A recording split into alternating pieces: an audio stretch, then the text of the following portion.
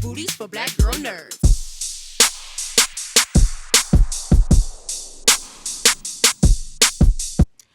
Well, Shannon, I will start with you. During the presentation, you showed this beautiful photograph of your daughter with these 3 stills showing different emotions where she's happy, showing some grief, showing some curiosity. Yeah. And I wanted to know, was that photograph or these photographs inspired by the scene that we see in Ultraman Rising where we see Emmy and we see Ken and he turns into Ultraman, then he turns back to Ken, then he turns into Ultraman again? Yeah, it's before I showed it to the animators when we launched them. Because I said, with a kid, they're so mercurial. They can change their emotions on a dime, and they don't hide them the way we unfortunately learn to, right? Yeah. So everything is out there for everybody to see. So I said, so I'm going to give you an example. And I showed the 3 photos. I'm like, these things happen within seconds of one another. The full range of emotion right here. So the answer is yes, and it actually inspired the scene that I wrote to have that, where I love that. It's one of my favorite reactions we get in an audience is when he turns the first time. She's crying and she immediately hurts up, and then he changes and it's immediately like crying again. So I love that because we see all of these different emotions with Emmy switching back and forth, and that's very good. I love that. John, over to you. How much of the script helps inform your work as a storyboard artist, and does the script change at all during your process when you're making any kind of creative decisions? First, I really take the time with the script and really understand what the goal of the writing is, and then also how to communicate what's in the script visually.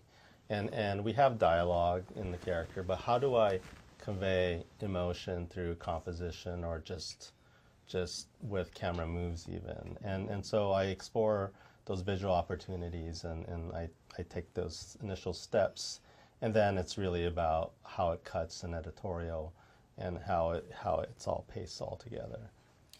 And Shannon, back to you. Talk to me about blocking, because that was something that we discovered in the presentation, that is a really important component of animation, which I don't always think about blocking in animation.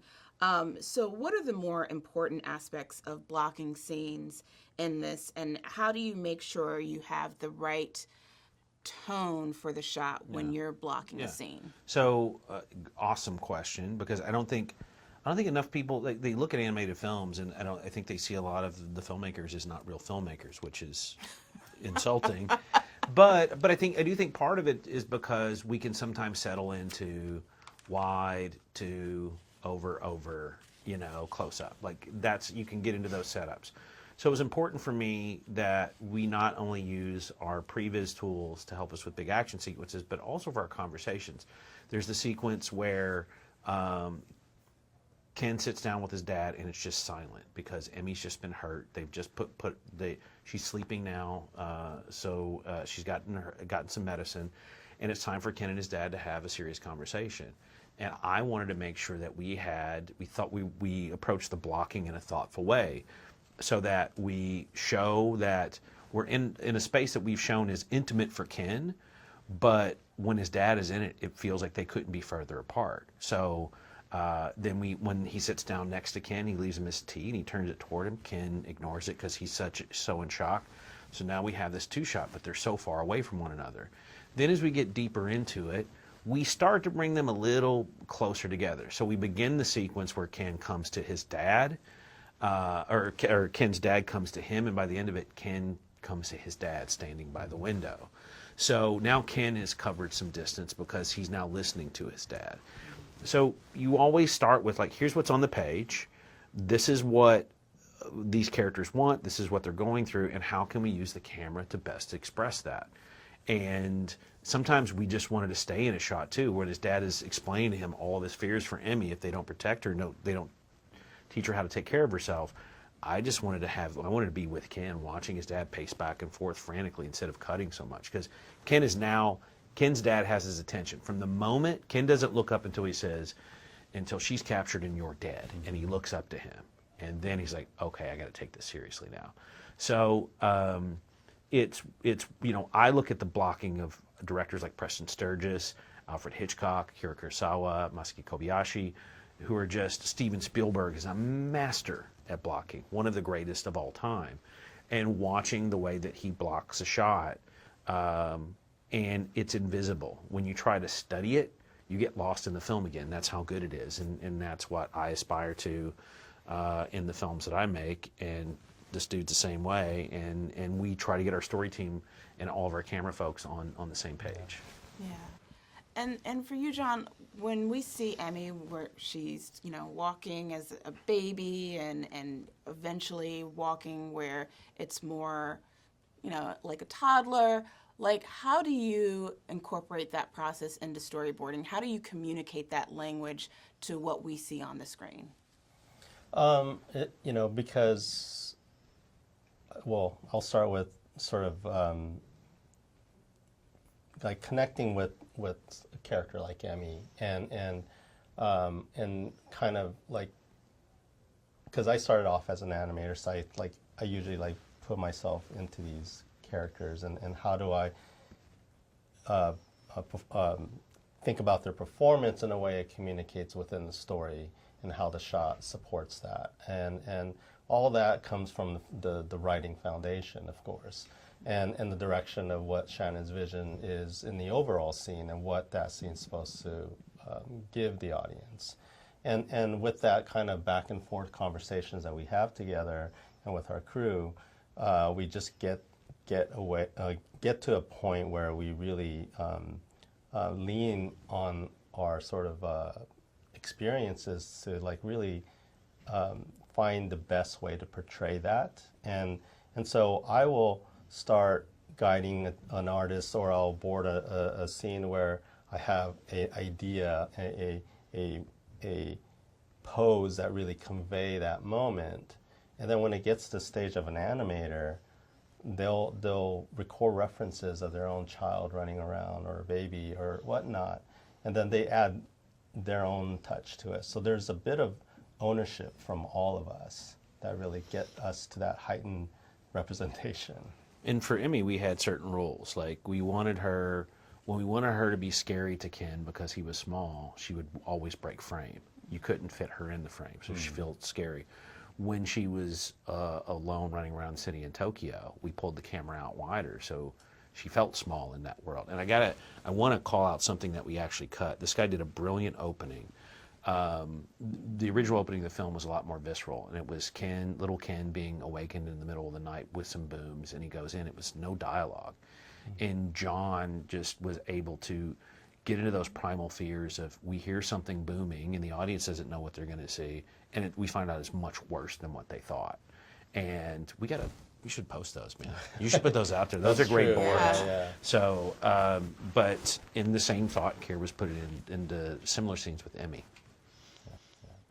Is there a scene or a moment that still resonates with you long after this project has been completed? I think one that sticks with me, there's the campfire bit where Ken and his dad are talking. That was very personal to me, like conversations I've had with my mom or my dad, understanding that they have vulnerabilities and weaknesses as well. But I'm also really proud of the sequence with Dr. Onda, after he's been blasted back and he's there and he's the villain and he's been attacking our heroes. I wanted the audience to still say, please don't do this. There is salvation yet for you. And to have that moment with his family where you understand where all his pain comes from.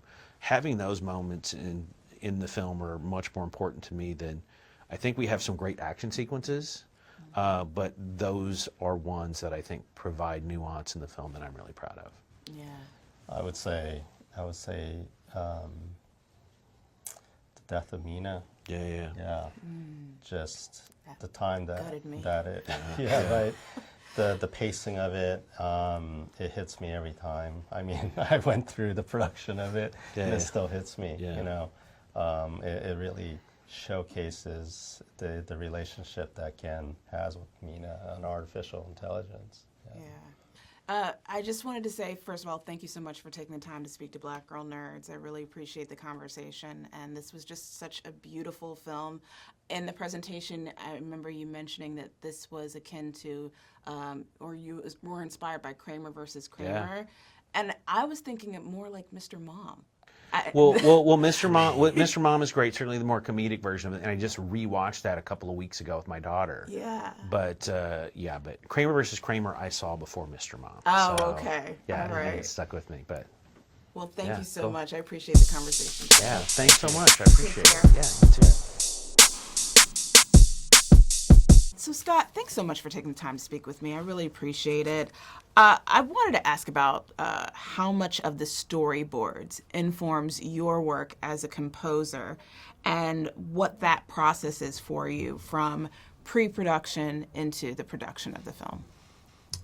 I was really lucky to start really early in the process. I started 2 weeks before the pandemic hit in February of 2020. Which is very early for a composer to be involved. It's usually a post-production process. So normally, I'm not sure I would have a good answer for you how to use storyboards, because normally when a composer is brought into a project, it's already animated, or if it's live action, it's shot and edited and so on.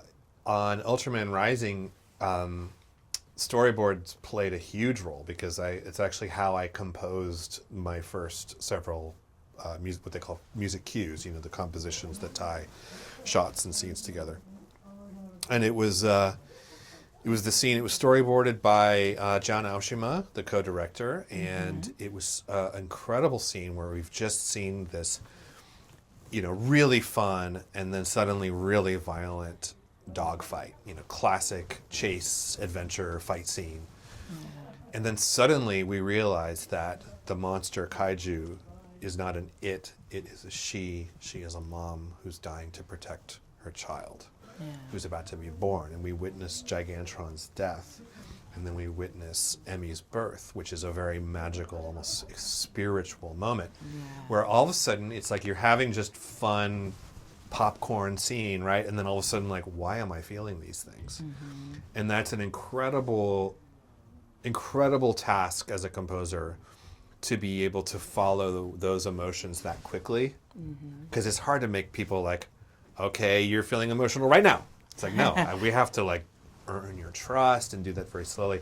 To have it turn on a dime like that was really challenging. But what was so amazing about John's storyboards is that they already had this sort of stagecraft theater. You got the sense of the lighting, you got the sense of the drama, you got a sense of like the sudden like reverence of what you're seeing is like way over Ken's head. Like he has no idea what's going on, he's just following his gut. And I scored the whole thing, and it's a testament to the whole creative process and how good these guys are at their craft, that the music I wrote for that is what you hear in the final film 3.5 years later. So the fact that still works after the whole process is just a sign that these guys know what they're doing. That's amazing. Yeah. And I really love the themes of what this film represents, dealing with loss and family and love and all of that. And the music does really hit you hard in some of those really poignant scenes. You brought up in the presentation the Brahm, the Brahm noise. And I thought that was very interesting, because I wanted to know, is that noise a noise that's created organically, or is it a noise that's created from like a stock audio and you tweak it a little bit? Oh, good question. I'm going to try not to get too nerdy about this, because I could talk about well, you're in the right place, Black Girl Nerds. So a lot of times it's the stock thing. I wanted to create it more from scratch, and of course what it is it starts like a Brahm, which is the music that is kind of a trope, kind of a cliche that's been heard in a lot of big action movies, not to name any names. I first wanted to create that, and then I wanted to start tweaking it so that by the time I was done with it, it sounded nothing like the original. You start off with this big Brahm, and by the end it's this It's a pretty big difference there, right? So it's taking this really powerful, like, I'm a big, techno monster thing, and taking it through all of these permutations and mutations until it sounds like this overbuilt technology that is sort of getting crushed under its own weight. And so I wanted the sound of propellers. This, of course, I'm talking about the theme for the KDF, which was this once great organization, military group that was protecting, keeping the citizens of Tokyo safe, but it kind of lost its way. So I wanted that sound of like a big bram, but that then was sort of filtered through a dying propeller. That just gave it that sense of like, it every single time we rev that engine, it sort of like dies. Yeah. Yeah. It's so fascinating how all of this comes together. Yeah. And that's kind of, it's almost more sound design than music. Yeah. Because it's not a melody. You can't hum it. You can't sing it. And you can't like remember it the way we remember a melody. It's just a sound. Yeah. Is there a scene or a moment from this film that still resonates with you, that still sticks with you long after you've finished this production? I would say it's just one shot where we have that intimate opening scene with the family where they're making ramen and watching a baseball game, and it's the only time you see mother, father, Kenji, their son, all together, because of course they're torn apart by the end of scene 1, and we never see them together again. And it's the scene after where dad needs to go to work. He turns into Ultraman. They're in their apartment, and you see his gigantic head come up and those 2 eyes. And just, first of all, those are the coolest looking eyes of any sort of sci-fi creature, hero, anything. They're just so cool. But it's also just like, it's this really powerful moment of a father figure. What is a father figure if not that sort of that gigantism sort of looming up through the window. So it's that. It's just the picture of Ultraman looking at his family and going off to work to fight a kaiju. Incredible. Well, this was a beautiful film. You guys did an incredible job with Thank the you so much. music, and I'm just so blown away by how this was composed and put together, and all of the elements and components that it took to get this whole thing going. So thank you so much for taking the time to speak to Black. You are very welcome. I appreciate the conversation. Thank you. Yeah. Take care. Hayden, thanks so much for taking the time to speak to Black Girl Nerds. Appreciate it. Oh, no, it's a pleasure. So when you're coming up with these designs, with the line work, with respectively, and keeping up with the authenticity, of Japan, is it easier for you to go on location to do the work, or work off of photographs? So it's a really interesting question, because I think there's a number of aspects that you have to pay homage to. So we did a lot of research about Japan and about Tokyo. And we used a lot of photographic reference. We used a lot of even just YouTube videos and wandering around on Google Maps. Obviously, when we started Ultraman, we were still in a pandemic, so we couldn't really travel, which was a shame, because I would have loved to have had a ticket to Japan to do some research.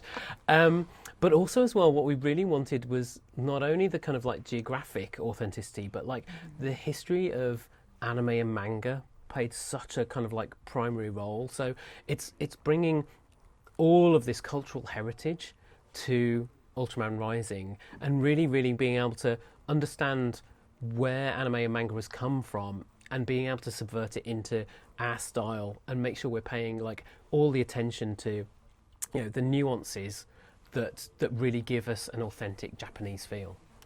That's amazing. I mean, you guys did such incredible work on this, and I love the attention to detail.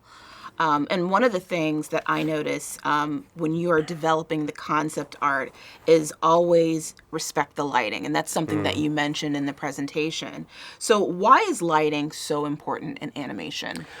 I think it's really interesting because in animation there's a lot of different styles, and I think animation is a really interesting art form at the moment, and it feels like it's one of the few art forms where they're really willing to push the boundaries of what styles are accepted and what styles are encouraged to kind of like be put forward to for new shows. When we always talked about this with Shannon, he's a photographer. You know, he's got like if you ever follow him on social media, he's got like a great photography channel, and you can instantly see that Shannon loves photography. He loves lighting, and sometimes when you're dealing with a stylized world, it's very easy to kind of put rules in place where, well, the style only looks like the style if you put lights in certain places, or if you bake in like quite a lot of the lighting into textures so they always follow the characters around. We didn't want to put any of those limitations on Shannon because we knew that he wanted to move the camera wherever he wanted in the world. He wanted to position the characters wherever he wanted, and then also as well, he wanted to light the scene however he wanted as well, which meant that we had to make sure that all the solutions that we were creating to create the style would work no matter where the camera was or where the lighting was. And we were able to achieve that and give Shannon the freedom to really, really experiment with the cinematography of the show. Yeah, it's such an interesting thing to see how all of these different elements come together to bring what we got to see on the big screen here and then what people get to see at home on streaming.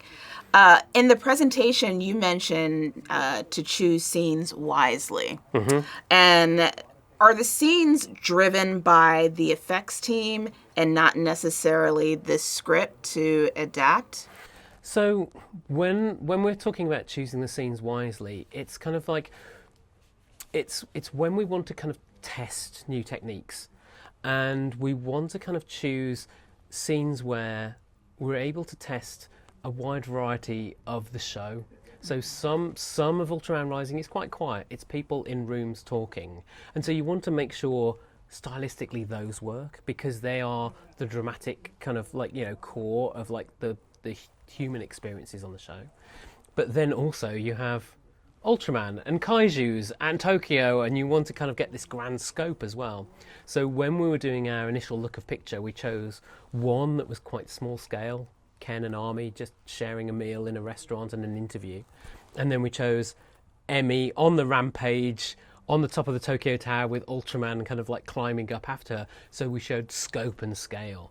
And by taking these two aspects of the show, we were able to design the look and make sure it worked no matter what the scale, no matter what the kind of style of the scene would be, and we could predict that it was going to kind of like work across the whole movie.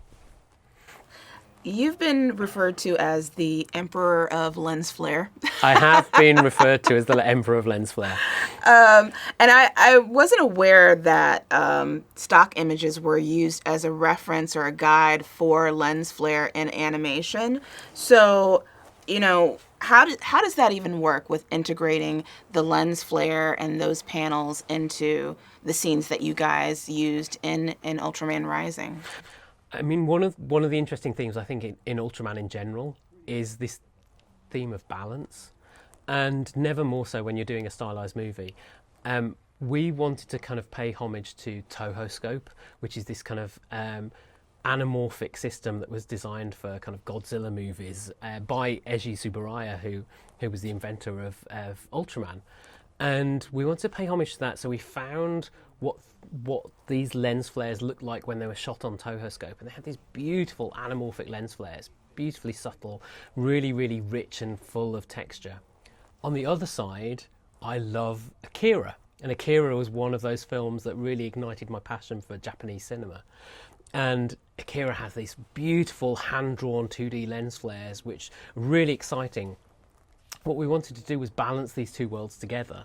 So to create something that felt textural and real, but also had elements of stylization as well, and really kind of like bring them together into something that fitted for the Ultraman Rising style. What have you enjoyed most about working on this film throughout your journey of this production? It has to be the team, like across the whole. Obviously, this is my second show with Shannon, and Shannon is just a great filmmaker to work with. But it's the whole team from Netflix and ILM. We were never really felt like we were kind of two separate sides. There was never this kind of like, oh, we're just a vendor. It was, we were all one team. We were the Ultraman team, and we were making this film together. And I have such fond memories of everyone on the ILM side, everyone on the Netflix side, and we all bonded together. And it was a real pleasure. It was the best filmmaking experience of my life. Well, Hayden, thank you so much for taking time to speak to Black Girl Nerds. I really appreciate the conversation. It's been really nice meeting you. Thanks so much. Thank you. Cheers. Take care.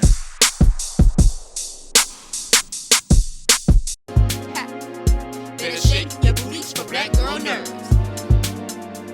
Better shake your booties for Black Girl Nerds.